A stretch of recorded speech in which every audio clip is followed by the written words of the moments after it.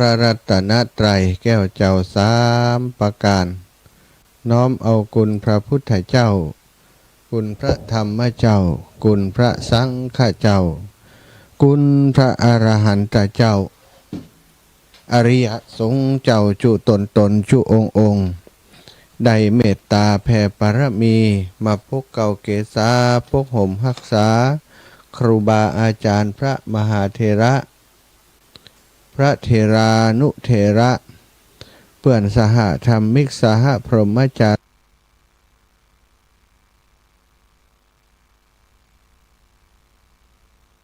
ีพ่อแม่ตั้งหลายทุกท่านทุกคนที่ติดตามรับฟังรายการสารธรรมยามค่ำตั้งสถานีวิทยุเพื่อการศึกษาวิทยาลัยสงฆ์นครลำปางซึ่งออกอากาศจากวัดบุญญาวาสวิหารพระอารามหลวงโดยเมตตาปรมีของครูบาอาจารย์ท่านพระครูอนุสาสวรธรรมสมปานเจ้าอาวาสวัดบุญญาวาสวิหารเมตตาเอื้อเฟื้อสถานที่ต่างสถานีพร้อมกับผู้ดูแลเปิดปิดสถานีเนาะก็ต้องขอกราบในเมตตาแล้วก็ทีมงานสถานีวิทยุซึ่งประกอบไปโดยท่านดร.จิรศักดิ์ปันลำดร.แอมพัชริยาฟองจันตาน้องนัทสถาพรสุธาคำได้ช่วยกันดูแลสถานีทุกวันเนาะเป็นจิตอาสาบ่ได้มีการจ้างรางวัลเป็นเรื่อง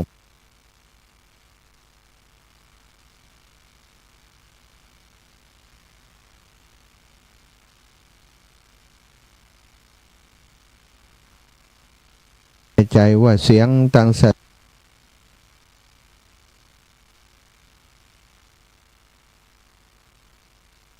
มันมีการลุดไปเป็นบางกรรมก็บ่แน่ใจว่าเกิดจากสาเหตุอะไรอย่าง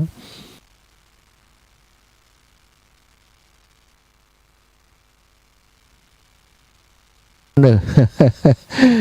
น่าจะเป็นปัญหาอย่างใดอย่างหนึ่งเนาะตอนนี้เดี๋ยวขอจะเปลี่ยนระบบเนาะเปลี่ยนระบบเนอะดูเช็คน้องนัดก่อนว่าเสียงเสถียรดีก็ถ้าเสียงมันเสถียรดีก็จะได้ออกอากาศต่อไปแต่ถ้าว่าเสียงคณะที่จัดนี้มันบ่ได้ยินเนาะต่างบ้านบ่ได้ยินมันที่เพิ่นเรียกว่ามันบัดเสถียรนั่นนะอาตมาก็จะได้ แก้ไขเดี๋ยวให้น้องนัดมาแก้ไขคอมพิวเตอร์ก่อนว่าตกลงสรุปแล้วมันเป็นอย่างไร ถ้ามันบัดดีก็ต้องซ่อมคอมพิวเตอร์เนาะใจตัวใจอันอีกตัวหนึ่งนะในการทำงานศรัทธาญาติโยมขอดูคำว่ามันเสียงมันเข้าก่อนเนาะก็เสียงก็ค่าจะเข้าอยู่นะเนาะถ้าเสียงเข้าอยู่ก็ใจได้เนอะ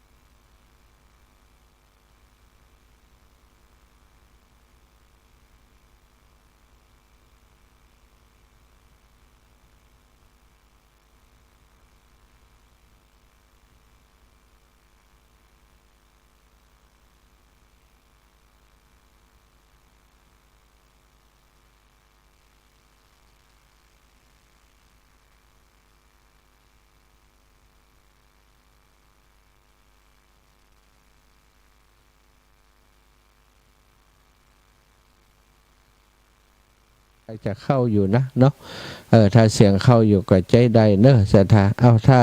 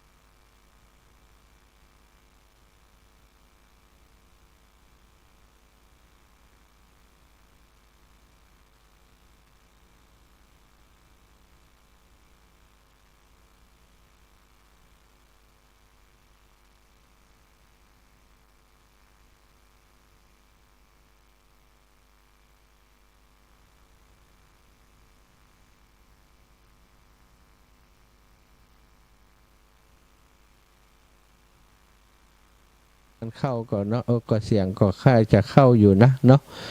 ถ้าเสียงเข้าอยู่ก็ใจใดเนอะศรัทธาเอาถ้า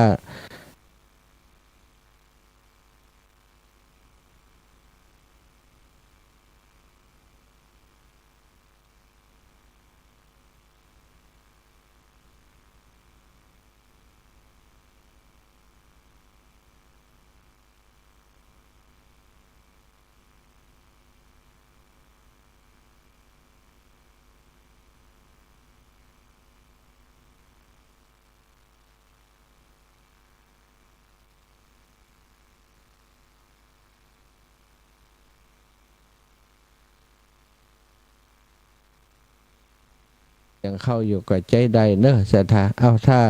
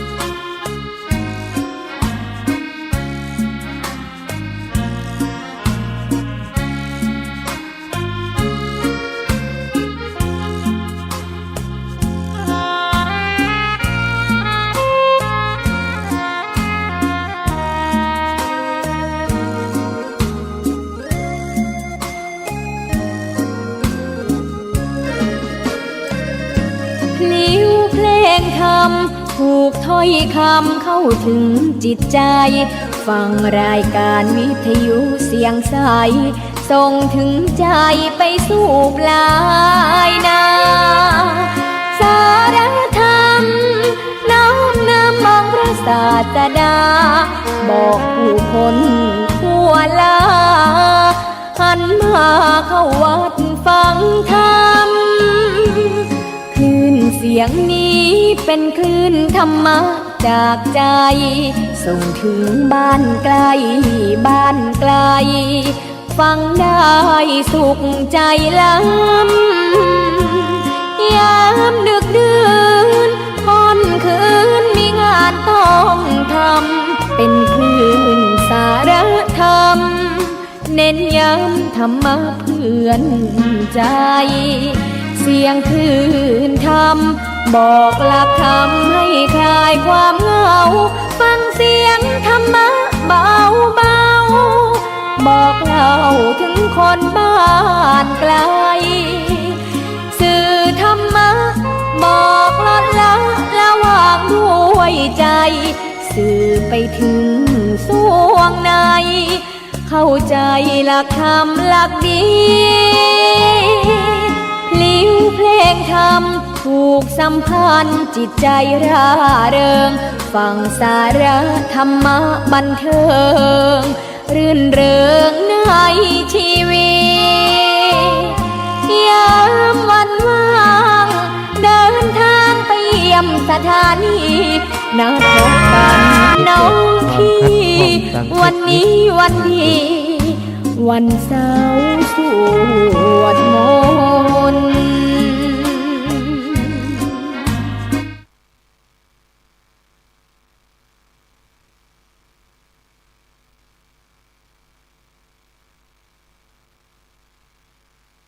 ต้องขอขอบคุณที่เป็นห่วงเป็นใยโอ้รายใดนี่นะมันบ่ได้ยินนะ ธัญพัฒน์ปาเขินตะฝหลวงกำนันเนาะฝหลวงกำนันธัญพัฒน์เอาละศรัทธาญาติโยมวันนี้เราได้มาพบปะกันวันที่8นะวันอังคารที่8เดือนกรกฎาคม2568ก็ได้มีปัญหาทางเทคนิคตอนนี้ก็จัดการเรียบร้อยแล้วมาพบปะกันอาจจะจ้าไปสักน้อยเนาะก็ต้องขอสุมาอภัยกับอีปออีแม่คุกคลักไปหน่อยอย่างใดก็ตามสวดมนต์ก็สวดไปเนาะ เคยสวดทุกวันกราบพระพร้อมกันเนอะกราบ1พุทโธเมนาโถกราบ2ธัมโมเมนาโถกราบ3สังโฆเมนาโถ อิมินา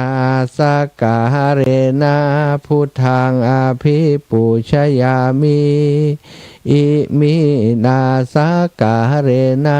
ธัมมังอภิปูชยามิอิมินาสกาเรนะสังฆังอภิปูชยามิอรหังสัมมาสัมพุทโธภควาพุทธังภคะวันตังอภิวาเทมิกราบสวากขาโตภควตาธัมโมธัมมังนะมัสสามิกราบสุปฏิปันโนภควโตสาวกสังโฆสังฆังนะมามิกราบนะโมตัสสะภะคะวะโตอะระหะโตสัมมาสัมพุทธัสสะนะโมตัสสะภะคะวะโตอะระหะโตสัมมาสัมพุทธัสสะนะโมตัสสะภะคะวะโตอะระหะโตสัมมาสัมพุทธัสสะพุทธังสรณังคัจฉามิธัมมังสรณังคัจฉามิสังฆังสรณังคัจฉามิตุติยัมปิพุทธังสรณังคัจฉามิตุติยัมปิธัมมังสรณังคัจฉามิตุติยัมปิสังฆังสรณังคัจฉามิ ตาติยัมปิพุทธังสารนังกัจฉามิตาติยัมปิธัมมังสารนังกัจฉามิตาติยัมปิสังฆังสารนังกัจฉามิอิติปิโสภะคะวะอะระหังสัมมาสัมพุทโธวิชชาจารณะสัมปันโนสุขโตโลกาวิทูอนุตตโรปุริสัทธัมมาสารทิสัทธาเทวมนุษย์สานังพุทโธภะคะวะติสาวะคาโตภะคะวะตาธัมโมสันทิฏฐิโกอะกาลิโกเอหิปัสสิโกโอปันนายิโกปัจจัตตังเวทิตาโพวินยูหิติสุปฏิปันโนภะคะวะโตสาวกสังโฆอุชุปฏิปันโนภะคะวะโตสาวกสังโฆยายาปฏิปันโนภะคะวะโตสาวกสังโฆสามิจิปฏิปันโนภะคะวะโตสาวกสังโฆยัตถิทังจัตตาริปุริสายุคานิ อัฏฐปุริสัพพุคลาเอสะภะคะวะโตสาวกสังโฆอะหุนายโยปะหุนายโยทักขินายโยอัญชลิการนิโยอนุตตรังปุญญเขตังโลกัสสาติกราบพระพร้อมกันเนอศรัทธาญาติโยมกราบหนึ่งพุทธังวะรันตังสิราสานะมามิกราบสองธัมมังวะรันตังสิราสานะมามิกราบสามสังฆังวะรันตังสิราสานะมามิอ้าวศรัทธาญาติโยมเรียบร้อยนะจบลงไป รุ่นขนาดนักล่ะมันก็มาเป็นตอนค่ำตอนจัดรายการพอดีนะโทรศัพท์อันโน้ตบุ๊กนะมันเกิดปัญหาไลฟ์สดก็บ่ได้ว่าออกอากาศก็บ่ได้กว่าจะแก้ไขได้เนาะแก้ไขแล้วขอบคุณโยมแม่ที่อยู่ต่างบ้านทุกคนทุกท่านพยายามติดต่อมาโทรเข้ามาเนาะแต่กี้ก็มีโยมแม่สมใจปีบ้านใหม่โทรมา2 ครั้งขอบคุณเนอะโยมแม่ถ้าเปิดฟังมันมีปัญหามันก็จะโทรมาบอกว่ามันดังนัดทุกลูก แต่ก็ไม่ได้รับเพิ่นตะกี้เพราะว่ามัวแก้ไขคอมพิวเตอร์อยู่เนาะสถานก็เดียวก็ตอน2 ทุ่มก็จะจัดรายการไปตั้งอันเชียงใหม่แหมอยู่เนาะถ้าก็กลัวปัญหาเหมือนกันสถานญาติโยมถ้าจัดไปตั้งใหม่มันรุดเนี่ยมันเสียหายนักเพราะว่าตั้งเชียงใหม่ตั้งคลื่นสีขาวนั้น28 29สถานีนะก็อย่างใดบ่ฮู้จ้ะเดี๋ยวรอดูว่ามันจะเกิดปัญหาอย่างพ่องถ้ามันบ่เกิดปัญหาอย่างถ้ามันโอเคหรือว่าดีอย่างนี้ก็คงจะมีปัญหาต่อไป ถ้ามันมีปัญหาก็ว่าไปตามนั้นสถาก็จะแก้ไขโทรไปหาครูบาอาจารย์ให้ฉ่ำสัญญาณเกาะสัญญาณโดยวิธีอื่นเนาะศรัทธาญาติโยมใกล้จะเข้าพรรษาเต็มทีแล้ววันนี้หลายคนพบปะศรัทธาไปเกาะตองไปตากตองไปเกาะตองไปเอาตองมาตากตากแล้วก็เอามาเปิดว่าเอามาอย่างก็เอามีดเอามีดปาดเลาะ เลาะออกจากก้านมันเลาะออกจากก้านมันแล้วก็เอามาม้วนเก็บไว้พับเก็บไว้แล้ววันพรุ่งนี้เพิ่นจะมีการห่อข้าวต้มข้าวหนมกันเนาะห่อนึ่งห่อข้าวต้มข้าวหนมเพื่อจะไปทำบุญที่วัดนะทำบุญที่วัดอันนี้ตังใดจ้าอย่างไรฉันก็เป็นมันบอกดักใครไม่ได้ยินล่ะดับไปดีแล้วตอนนี้ดีแล้วกะเจ้าดีแล้วเจ้าสาธุขอบคุณแม่ฟังก็ดับไปเหี่ยวดับไปเหี่ยวตะกี้มีปัญหาตั้งอันเทคนิคหน่อยคอมพิวเตอร์น็อกแต่นี้อันใครเห็นบุญนะสาธุเจ้าเนอะขอบคุณเดี๋ยวนี้ได้ยินแล้วเนาะไ เดี๋ยวนี้ได้ยินจะดีแล้ว โอ้ดี จะมาได้ฟังพระอาจารย์ ได้ฟังอยู่สัตว์ตุเจ้าก็เดี๋ยวออกไปอยู่เนอะต่างฝ่ายหินก็ฮับอยู่เจ้าสัตว์ตุเจ้าเอาละศรัทธายายพรก็มาบัดต้าแต่ยายพรพอแล้ว สำหรับอันนั้นก็พักไปเลยเนาะของงานกตัญญูเพราะว่าศรัทธากำลังโทรเข้ามาลืดๆแล้วของกตัญญูพักไปเนอะไปดูของมหาสมชาติยายพรก็พังโทรตะเดี๋ยวจะได้วันหลังจะบอกให้โทรละถ้าอย่างอี้นะ บอกฝั่งโทรก็ได้ฝั่งโทรก็ได้เนาะคนใดติว่าเข้าใจเวลาเพิ่นบอกว่าฝั่งโทรเตี้ยเพิ่นได้เปิดสายนั่นนะวันหลังก็จะต้องบอกกันก่อนต้องบอกคือว่าอาจจะบ่ฮับแล้วถ้าอู้กันบ่เข้าใจนี่นะบางคนก็เข้าใจบางคนก็ไม่เข้าใจเนี่ยตะกี้จะอู้ยังหูลืมไปเห็นใกล้จะเข้าวัดสาห่อข้าวต้มข้าวนมศรัทธาญาติโยมตั้งหลายมีหลายคนตั้งคำถามเนาะเข้าพรรษาเป็นเรื่องของตู้เจ้าเองนะมันเกี่ยวกับหมู่เฮาเป็นฆราวาสญาติโยมก็ว่าเกี่ยวกับการเข้าพรรษาความจริงนี้นะถ้าศรัทธาคนที่บ่สนใจบ่ใส่ใจในการทำบุญทำกุศลจะบอกอย่างอันก็ได้มันก็ไม่เกี่ยวเนาะเฮาเป็นฆราวาสญาติโยมถ้าเปิ่นเข้าพรรษาเรื่องของพระถ้าเฮาคิดอย่างอันสิ่งที่เฮาสูญเสียไปเยอะมากเลยซะท่าอย่างที่ว่าเนี่ยนะการจะกินจะทานทำกับข้าวกับป่าก็จะบัญญัติแล้วนี่นะการเข้าพรรษานี่ก่อนเข้าพรรษาปุ๊บศรัทธาได้บุญเลยวันอาสาฬหปูชาวันพระวันที่10ที่จะถึงเนี่ยเดี๋ยวนี้เตรียมกับข้าวกับป่าข้าวนมข้าวต้มเตรียมรายชื่อจะต้านฮื้อไผ่พ่องศรัทธาจิตใจติกึดอย่างนี้ติทำอย่างนี้ไปเกาะตองมาแล้วไปเตรียมจะทำกับข้าวกับป่าอาหารเพื่อจะอุทิศจะเอาไปตานแล้วอุทิศไปฮื้อกับญาติทั้งหลายจิตใจอย่างนี้เป็นจิตใจที่ประกอบโดยบุญโดยกุศลตั้งแต่เริ่มคิดพอเริ่มคิดแล้วร่างกายก็ไปทำเนาะใจร่างกายไปทำไปเกาะตองไปเตรียมอาหารต่างๆคิดก็มีบุญเพราะคิดดีทำขณะทำอยู่ก็มีความสุขได้บุญจากความสุขที่ทำวันที่10ถ้าเอาไปตานเรียบร้อยพระคุณเจ้าพระสงฆ์องค์สังฆเจ้าปันปอนฮือดีอกดีใจแน่นอกแน่นใจเพราะคิดว่าญาติจะได้กินจะได้บริโภคแล้วในผลบุญผลทานนั้น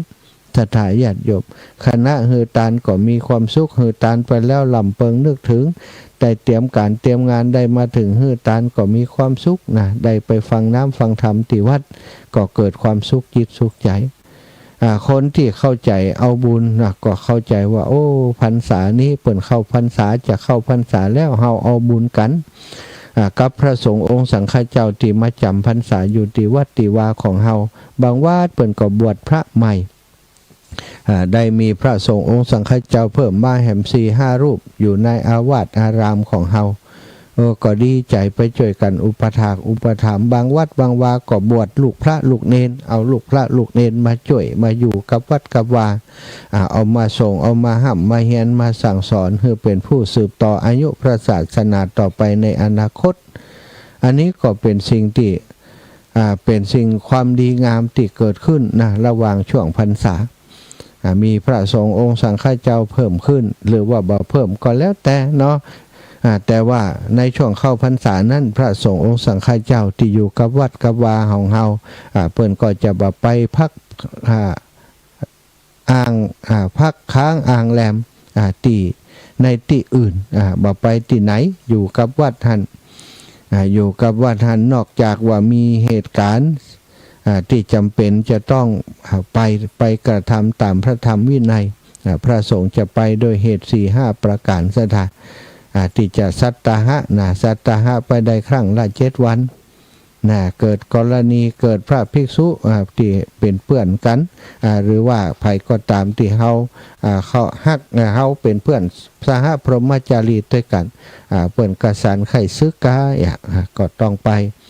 ไปจาเนาะไปอธิบายหรือว่าไป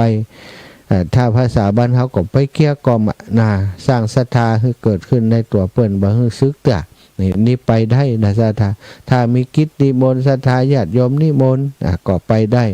ครูบาอาจารย์เกิดปัญหาอยากจะให้ไปช่วยเหลือก็ไปได้อันนี้ก็มีเป็นสิ่งที่บ่ใช่ว่าเป็นฮื้ออยู่จำพรรษาอย่างเดียวทีเนี้ยบ่ฮื้อไปไหนสักที เปิ้นก็บ่ได้ว่าอย่างอันศรัทธาเปิ้นก็มีเหตุมีผลการเข้าจำพรรษาของพระก็มีเหตุมีผลอย่างศรัทธาเจ้าบ้านเจ้าพระนี่ก็ถือว่าเข้าพรรษาเปิ้นเพื่อจะพักอยู่ศึกษาห้ำเฮียนปริยัติปฏิบัติอย่างเคร่งครัดสมทานเพื่อจะปฏิบัติโดยสมทานเพื่อจะทำโน้นทำนี้ให้เกิดประโยชน์แก่ตนประโยชน์แก่ศรัทธาญาติโยมบางรูปบางองค์ปฏิบัติป่ำเปงในพรรษานั้นปิดวาจาบ่ปากบ่ยังสักอย่างปฏิบัติอย่างเดียวก็มีศรัทธาบางรูปบางองค์ช่วงออกพรรษานั้นไปสัญจรตรงนั้นตรงนี้ไปเผยแผ่ตรงนั้นตรงนี้เข้าพรรษานี่ศึกษาเล่าเรียนเหี่ยกัมเนี่ยเปิ้นก็ศึกษาเล่าเรียนปริยัติแล้วก็พร้อมกับการปฏิบัติไปตัวพัฒนาวัดวาอารามในช่วงเข้าพรรษาอันนี้ก็เกิดประโยชน์แก่พระสงฆ์องค์สังฆเจ้าผู้บวชในพุทธศาสนาส่วนศรัทธาญาติโยมเขาก็ได้ประโยชน์จากที่พระสงฆ์องค์สังฆเจ้า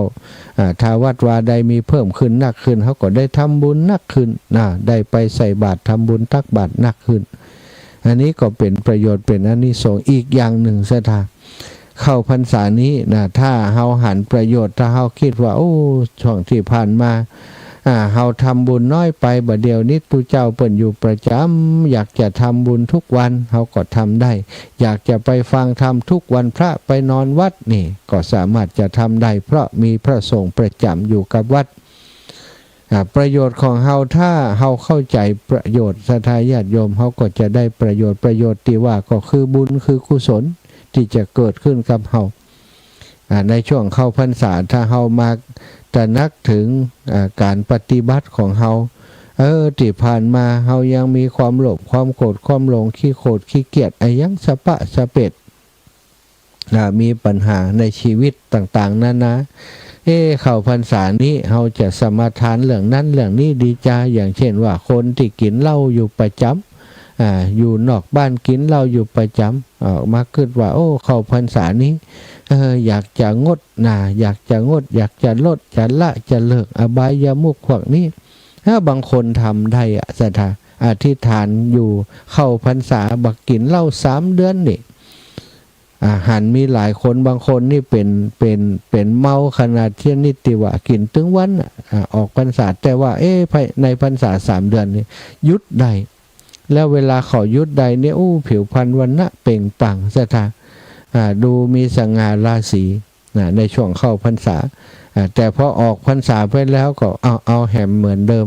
อันนี้ก็หันมีหลายคนแล้วก็บางคนนี่ยุดบ่เคยยุดบ่เคยงดเหล้ากำแต่พอมางดช่วงพรรษา3 เดือนนี่รู้สึกว่าร่างกายมันดีขึ้นทุกอย่างบอกว่าด้านจิตใจก็ดีร่างกายก็ดีรู้สึกมีความสุขครอบครัวก็อบอุ่นก่อนนี้บ่เคยเลิกเหล้าบ่เคยยั่งเหล้าพิษกันอยู่อย่างนั้นพอมาเลิกมางดอบายามุขสิ่งต่างๆเหล่านี้ปรากฏว่าครอบครัวอบอุ่นครอบครัวอบอุ่นตัวเองก็มีความสุขพองด3 เดือนไปก็คิดว่าเฮางดนี่ประหยัดสตังค์ไปจัดนักมาเหมือนกับตอนที่เฮากินอยู่แล้วก็ความสุขในครอบครัวก็มีก็เลยงดไปยาวไปเลยก็มีศรัทธายังญาติโยมทั้งหลายหันมาหลายคู่หลายคนแล้วเข้าพรรษาเปิ่นเชิญชวนศรัทธาญาติโยมลดเหล้าเข้าพรรษาลดเหล้าโดยลดอบายามุขต่างๆไปด้วยก็จะเป็นประโยชน์กับเฮาบ่ได้เป็นประโยชน์กับทุกเจ้านะศรัทธา ถ้าจะเป็นประโยชน์กับทุกเจ้าก็คือได้คนดีมาอีก1 คนทุกเจ้าก็อาจจะใจงานคนดีคนนั้นช่วยงานวัดต่อไปในอนาคตก็เป็นไปได้เนาะศรัทธาญาติโยมจากันถึงเรื่องนี้ก็ถือว่าเป็นสาระธรรมเล็กน้อยมาฝากในวันนี้ครูบาอาจารย์รูปอื่นๆก็ถึงเรื่องนี้แต่เจ้าฟังท่านอาจารย์สาธิตเปิ่นรายละเอียดเกี่ยวกับประโยชน์ของการ สร้างคุณงามความดีลดเหล่าเข้าพรรษาต่างๆมากมายเนาะก็ศรัทธาที่ได้ฟังตอนเจ้าก็คงจะตระหนักรู้แล้วก็เข้าใจช่วงค่ำช่วงแรงนี้ตอนนี้มีจะเปิดสายให้กับศรัทธาญาติโยมที่อยู่ต่างบ้านต่างจองได้โทรเข้ามาเนอะ0808844173 อ้าวโทรมากันได้แล้วโทรมากันได้เลยเนอะ0808844173นี่ถ้าอย่างถ้าเปิ่นบอกว่าโทรมาได้ก็โทรเนอะศรัทธาจะไปลึก จะถวายความเคารพครับทุลุงอากาศดีนะอาจารย์ อากาศดีใช่ไหมไม่เย็นไม่ร้อนตอนเย็นนี่เพิ่งชั่วหน่อยโอ้ดีแล้วอาจารย์แดดไม่มีวันโอ้สัตว์ตุเนาะที่อยู่ที่ไหนเนี่ยที่วัดบรรพตครับอาจารย์มาสักการครับสาธุครับท่านอาจารย์ตุลุงปิดพุทธอุทยานเชียงดาวเจริญปอนแม่นิเวศยามมาซักเจ้าอันกราบนมัสการเจ้าตะกี้ มันวัดไฟหินมันดับไปเจ้าใช่มันดับที่ของเฮาพี่แม่เครื่องเฮามีปัญหาเจ้าก็ฟังไหนก็ได้โอ้ดับไปเลย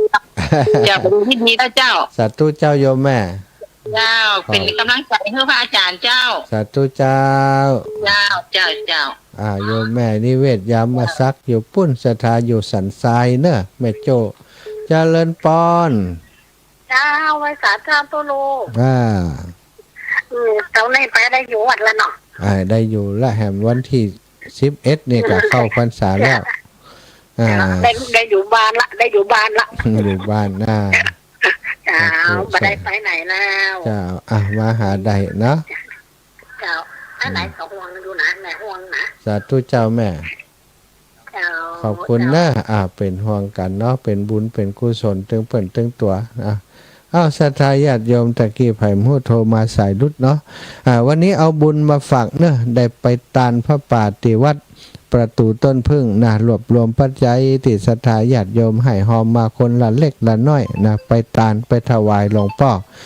ได้อยู่4 ปันไป5 ปันเนาะก็ถือว่าได้ทำบุญร่วมบุญกับเปิ้นละเจริญปอนโยมแม่เจ้าแม่พังอยู่เด้อตัวลูกแม่ไปวัดมาเดี๋ยวเลยสื่ออันอย่างมาเนี่ยกับเขาเป็นสัตว์ตุเนาะแม่เนาะตัวขอบคุณหนักๆเด้อเจ้าศรัทธาญาติโยมก็แจ้งให้ทราบเนาะสำหรับยอดพระป่าที่อาตมาได้นำไปถวายที่วัดประตูต้นพึ่งวันนี้นะได้ขาด5 ปันไป100 บาทแต่ก็บ่ได้เติมเนาะเพราะว่าอยากให้ตัวเลขมันอยู่อย่างนั้น4 ปัน 990นี่นะเพิ่นบอกว่า4 ปัน 990 4999 4990ก็เลยเอาเลขนั้นบ่ได้เติมให้มันเป็น5 ปันเนาะเนี่ยศรัทธาญาติโยมต้องขอบคุณศรัทธาอีป่ออีแม่ทั้งหลายเนอะที่ได้ร่วมบุญร่วมกุศลฝากปัจจัยมาแต่จะไปบิณฑบาตบ้านลุกเนาะของโยมแม่สวัสดิ์ก็เอามาหอมเปิ่นหมดเนอะแม่เด้อเจริญปอนอีแม่ดีขึ้นหรือยังดีละลูกเหรอดีความดันก่อนลดลงไกลจากปกติแล้ว120 ปลายละ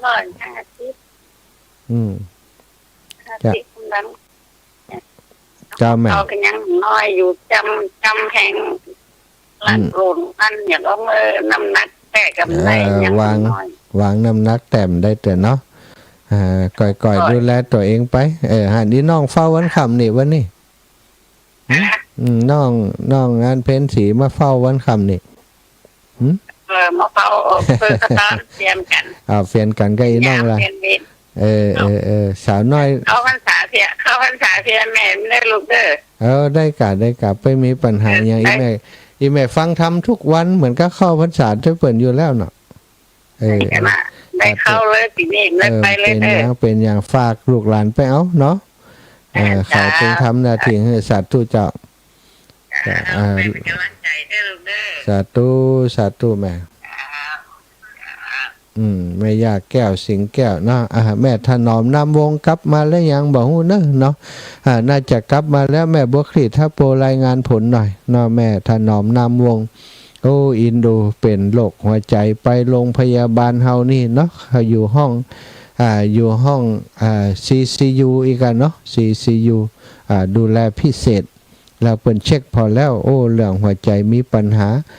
การเต้นของหัวใจมีปัญหาเปิ้นก็เลยส่งไปที่เชียงใหม่ไปทำบอลลูนไปทำการกระตุ้นการทำงานของหัวใจเปิ้นก็ไปตะวาเนาะไปตอนเจ้าหมอก็ทำให้เลยเพราะว่านัดหมอไว้แล้วทำเสร็จแล้วก็เดินทางกลับเก่งตะหมอปัจจุบันนี่เนาะเดินทางไปวันเดียวบอลลูนหัวใจปิกมาแล้วตอนนี้น่าจะปิกมาอยู่ที่บ้านนะอยู่ที่บ้านปงใต้ถ้าแม่บัวคลีมีข่าวอย่างใดก็แจ้งให้ทราบส่งมาให้ทราบจิมเนอร์ศรัทธาญาติโยมทั้งหลายตอนนี้ 19:54 นาทีขอบคุณโยมแม่นะโยมแม่ทองเครือชัยคันธาได้ร่วมบุญร่วมกุศลได้ส่งปัจจัยมาหอมตัวเนอะหอมงานของงานบุญพระป่าตาลศาลาที่วัดประตูต้นพึ่งเนาะวันนี้เอาผ้าป่าไปโตยแล้วก็เอาโรงทานก๋วยเตี๋ยวไปช่วยหลวงพ่อเปิ้นโตยต่อโรงทานก๋วยเตี๋ยวขายดิบขายดีเนอะจะทำหมดแซ่ดหมดสอยตะเจริญปอดีแม่ทราบข่าวแม่ถนอมปอมาแล้วมาถึงบ้านแล้วนะโอ้ดีใจจังเลยน่าดีใจจังเลยถึงว่านะดีใจจังเลยเนาะโทรถามแม่บ่เร็วบอกกูกันเนี่ยตั้งหมดเอวถ้าอ้วยนะน่าโอกฟังกันเนี่ยมาถึงมาถามเนี่ยมาถึงมาคำนี้เนาะแต่ตะคืนลูกบ่าวเพิ่นโทรหากำวัดอาจารย์อีแม่ได้ทำบอลลูนแล้ววันผูกก็กลับแล้วอีนะเร็วเนาะคนชงไปเร็วนะอาจารย์หมอเปิ้นนั้นประสานกันเรียบร้อยเปิ้นประสานห้องประสานอย่างเรียบร้อยแล้วเปิ้นส่งไปดีละโอ้เก่งจังน่ะเสียขาดของไทยบุญของเปิ้นนี่ทำไปตาน